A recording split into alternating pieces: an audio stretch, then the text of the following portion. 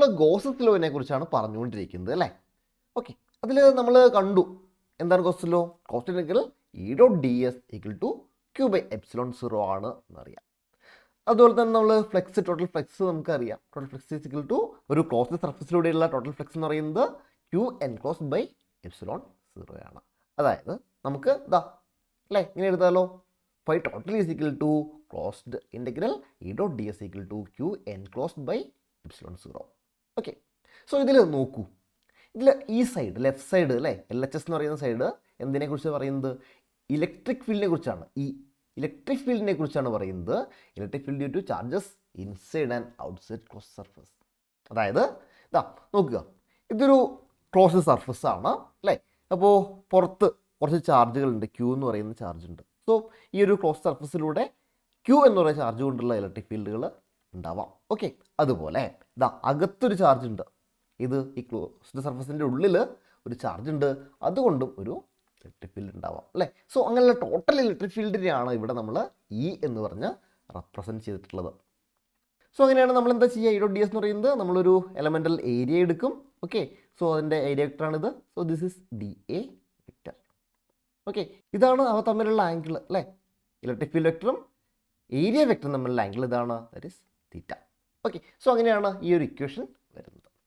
So നമ്മൾ പറഞ്ഞത് electric field എന്ന് പറയുന്നത് എല്ലാ ചാർജുകൾ കൊണ്ടുള്ള ഇലക്ട്രിക് ഫീൽഡ് നമ്മൾ കൺസിഡർ ചെയ്യുന്നുണ്ട്. Charges inside and outside.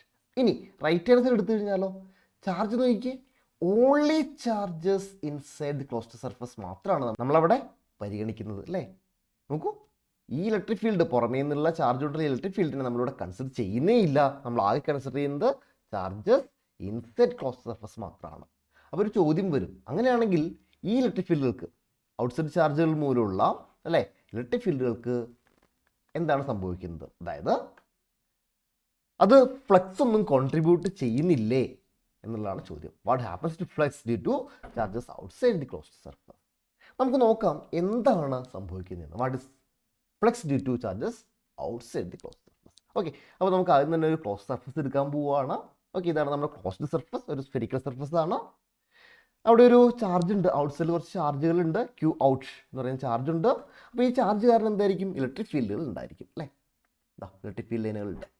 ഈ ഇലക്ട്രിക് ഫീൽഡ് ലൈന് കടന്നു പോകുന്നതിലൂടെയാണ് നമ്മുടെ ക്ലോസ് സർഫസിലൂടെയാണ്. അപ്പോൾ നമുക്ക് ഒരു എലമെൻ്റൽ ഏരിയ കൺസിഡർ ചെയ്യണം. ഇതാണ് ഒരു എലമെൻ്റൽ ഏരിയ ഡി എ, അല്ലെങ്കിൽ ഡി എസ് എന്നും പറയാം കേട്ടോ. നമ്മൾ പലയിടത്തും ഡി എ ഉപയോഗിക്കുന്നുണ്ട്. ഇതിന് ഈക്വലൻ്റ് തന്നെയാണ് ഡി എസ് നമ്മൾ ഉപയോഗിക്കുന്നത്. Okay, so D A elemental. So ഇവിടെ നോക്കിക്കഴിഞ്ഞാൽ നിങ്ങൾക്ക് കാണാൻ കഴിയും the angle between electric field. ഇതാണ് ഇലക്ട്രിക് ഫീൽഡിൻ്റെ ഡയറക്ഷൻ. അതും ഡി എയും തമ്മിലുള്ള ആംഗിൾ എത്രയാണ്?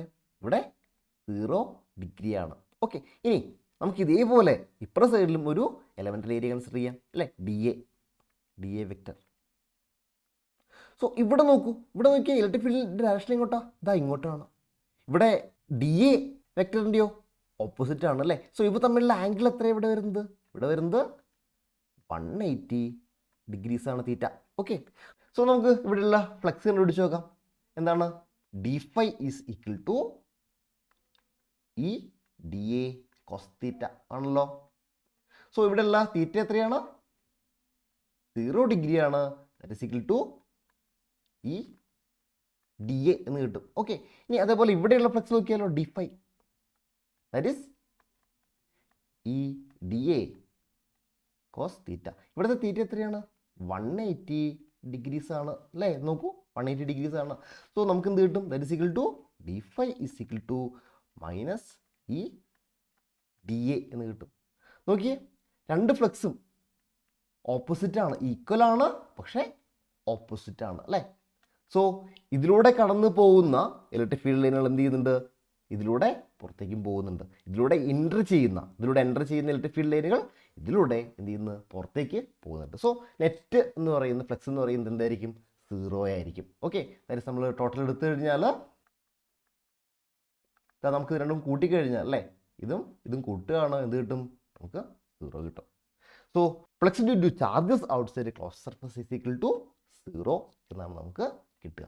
അതുകൊണ്ടാണ് നമ്മൾ തൊട്ട് മുമ്പ് പറഞ്ഞ ഗോസ് ലോയുടെ റൈറ്റ് ഹാൻഡ് സൈഡിൽ എൻക്ലോസ്ഡ് ചാർജസിനെ മാത്രം നമ്മൾ കൺസിഡർ ചെയ്യുന്നത്. പുറത്ത് എന്ത് ചാർജ് ഉണ്ടെങ്കിലും അതൊന്നും തന്നെ നമ്മുടെ ക്ലോസ്ഡ് സർഫസിലൂടെ കടന്നു പോകുന്ന ഫ്ലക്സിനെ ബാധിക്കുകയില്ല. എത്ര ഫ്ലക്സ് ആണോ ആ ക്ലോസ് സർഫസിലേക്ക് എൻ്റർ ചെയ്യുന്നത് അത്രയും ഫ്ലക്സ് തന്നെ ആ ക്ലോസ് സർഫസിൽ നിന്നും ഇറങ്ങിപ്പോവുകയും ചെയ്യും. അതുകൊണ്ട് നെറ്റ് ഫ്ലക്സ് എന്ന് പറയുന്നത് എന്തായിരിക്കും? 0 ആയിരിക്കും.